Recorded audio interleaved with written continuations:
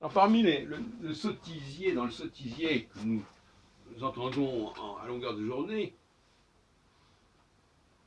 j'ai entendu une perle intéressante. Jésus était juif et ses apôtres étaient juifs. Non, les apôtres n'étaient pas juifs, ils étaient galiléens. Alors on joue là-dessus, on dit oui, mais ils pratiquaient le judaïsme. Ils pratiquaient peut-être le judaïsme, ils n'avaient pas le même statut, ils n'avaient pas les mêmes droits. Par conséquent, ils étaient judaïsés, si l'on veut, mais ils n'étaient pas juifs.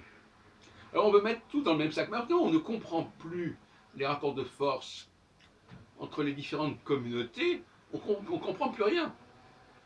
Jésus s'intéressait aux brebis perdues d'Israël parce que justement, elles étaient maltraitées. Et c'est ce que et le chapitre Isaïe, je crois, 43, je ne me souviens plus très bien. C'est un chapitre qu'on cite tout le temps, Isaïe 53, je crois, d'un serviteur maltraité, etc. En réalité, ça concerne les Israélites, ça ne concerne pas Jésus qui n'était pas, qui n'existait pas à cette époque-là, 500 ans avant qu'il apparaisse. Donc, il faut bien comprendre cela. Les Galiléens n'étaient pas des Juifs, n'avaient pas les droits des Juifs, et Jésus est allé vers eux parce que nul n'est prophète en son pays.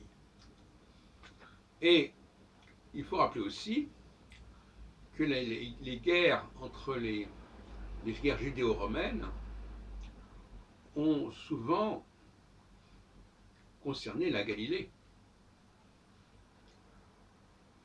Flavius Joseph, par exemple, était un général galiléen. Alors, arrêtons de dire que les Galiléens étaient juifs.